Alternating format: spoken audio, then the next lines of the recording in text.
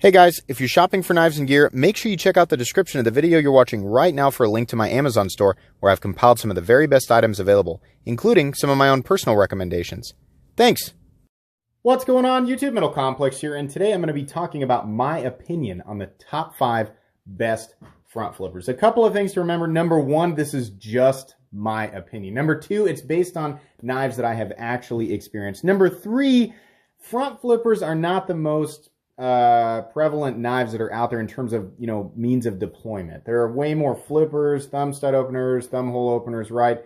So even if I had experienced all of them, there's not a lot. I mean, you could still, I guess, no matter how many there are, you could still make a top 5 list. But the reason it's not top 10 is a combination of those things, right?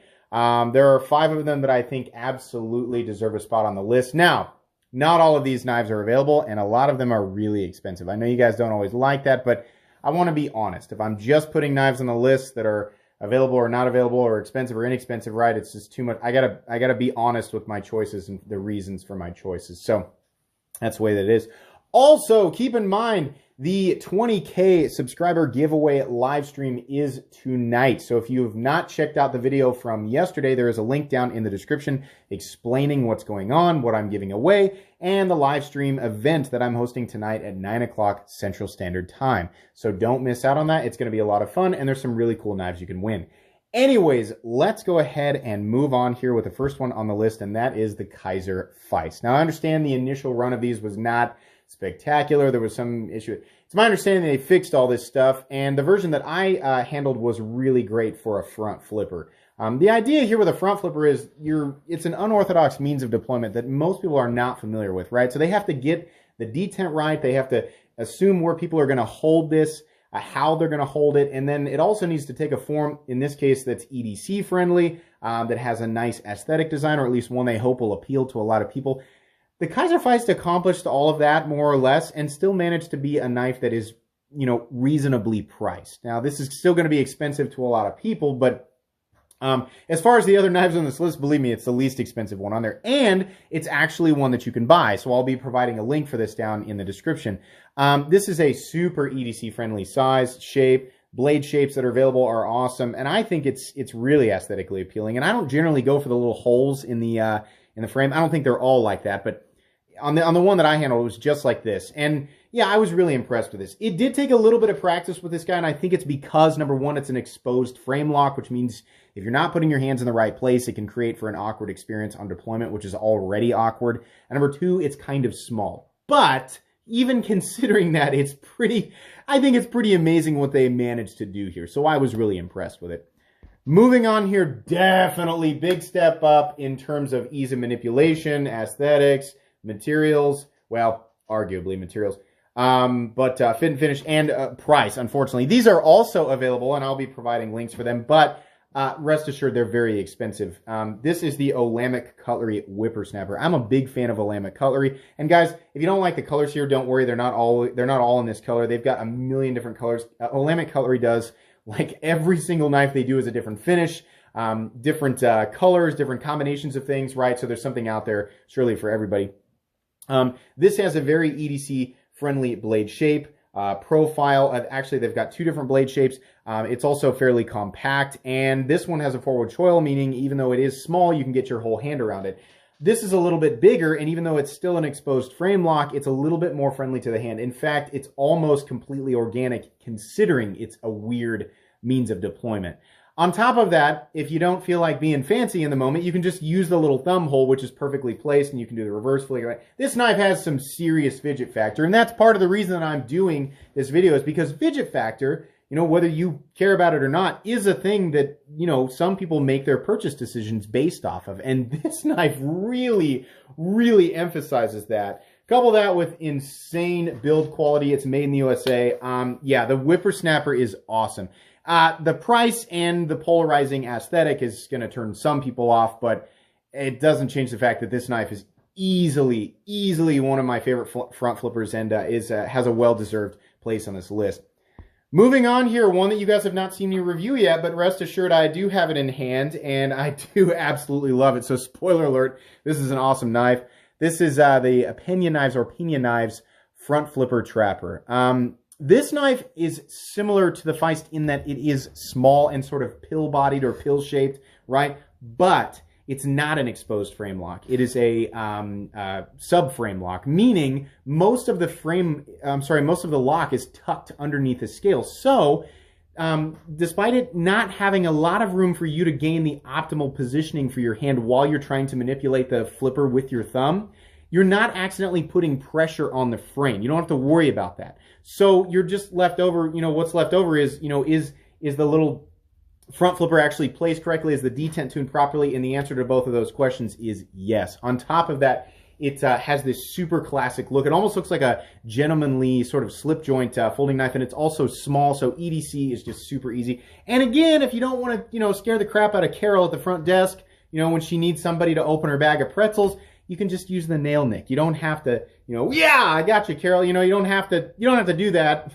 You can just open it normally. But, for other times when you're feeling, fancy, or you're just sitting around, fidgeting with your knife, yeah, oh my gosh, this thing is crazy, crazy cool. Very expensive and unfortunately not always available. In fact, even right now, I will provide links if I can, but this is one of those that people are, great, where can we buy it? You can't.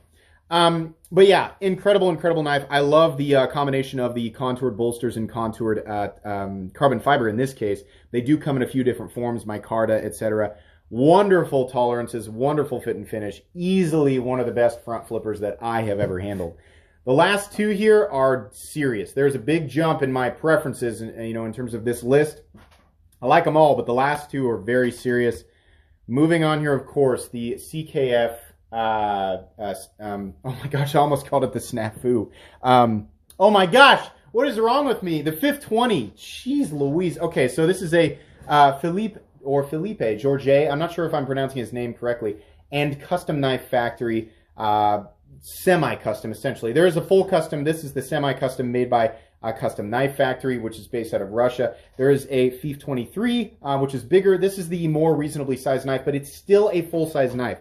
Not only does this have one of the most wonderful aesthetics I've ever seen, it is incredibly capable, incredibly performance-oriented, completely and totally frictionless drop-shut action, and much like the front flipper trapper, it does not have an exposed frame lock. In fact, it is a titanium liner lock, which means no part of the locking mechanism is exposed, and that means there's no part of the knife where you can actually put your hand to accidentally, put too much pressure in the wrong place. On top of that, it is a larger knife. Even though it is the smaller one of the two, it is a larger knife, which means you can put your hands, you've got a lot of canvas, you've got a lot of freedom, and it snaps into place. Man, and the ergonomic lines are great. I mean, this is, if you're going to go out and really use a front flipper, this thing is designed really, really well. And a lot of people are going to say, well, it's not available, and it's super expensive, and it kind of looks like pocket jewelry, so what are you talking about? Yeah, all those things are true, except it really is made to be used. It is very thin behind the edge, M390, zirconium bolster sitting on top of a titanium liner, and then the, I think it's shred carbon fiber.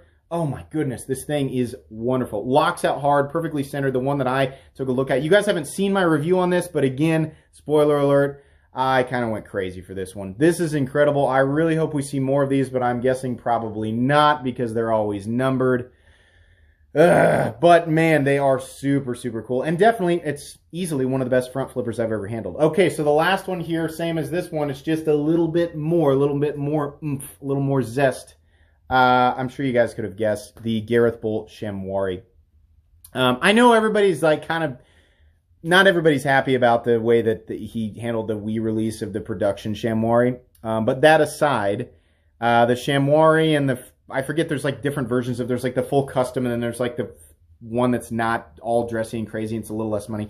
This knife, like the last one on the list, is very expensive, usually completely and totally unavailable, right? But talk about the combination, everything that the CKF 520 lacked in excess polishing, which is not much, this guy has. Contoured titanium scales, a perfectly functional blade, everything, the lines on this, the aesthetic lines are very simple, but for that reason they are very appealing to me. This knife has a wonderful amount of room. We're talking about the full-size one here. A wonderful amount of room for your hand. So despite it being an exposed frame lock, it is very easy to manipulate. The detent is tuned exactly right. On top of that, all the little edges and things, right? That's one of the issues, one of the only issues with the CKF 520 is that the area where your thumb wraps around and connects with is a little bit pointy. It's like the one spot on the knife where it's like, yeah, why was that pointy? This doesn't have that. This is very comfortable. And right, you're going to have to adapt to the whole front flipper process anyway, but once you do, this is probably the most comfortable, most easy to manipulate front flipper out there. And on top of that, man, talk about function and, you know, design, all of that just mixed together in this perfect form. Very ergonomic in terms of ergonomic freedom, right? Lots of room. It fills your hand because of the contouring. Wonderful, simple design with minimal hardware. There's so many good things about this knife. I just wish it was more available, and I wish the production form was more available. Oh man, I love this knife. It is frustrating. You know, I understand that it's expensive and unavailable, and even the less expensive one is unavailable. But man, talk about an excellent, excellent front flipper. Guys, this was a short video compared to my other ones, but in any case, I hope that you enjoyed it. Don't forget to check out the live stream tonight, unless you're watching this way in the future. In that case, it's not happening tonight. But as of tonight, if you're watching this on Saturday, 9 o'clock Central Standard Time, check out the live stream, come hang out, and potentially win some knives. But check out that other video first so you know how to enter. Anyways, guys, that's going to be pretty much it. If you enjoyed this video, please leave a like. If you'd like to check out my other content, I do, of course, have lots of videos of knives that are either expensive or inexpensive that I do or don't like, so check those out. And if you enjoy all my content, go ahead and click on that Metal Complex logo right there and subscribe, because there's definitely more coming. Thanks again for watching, everybody, and have a great day.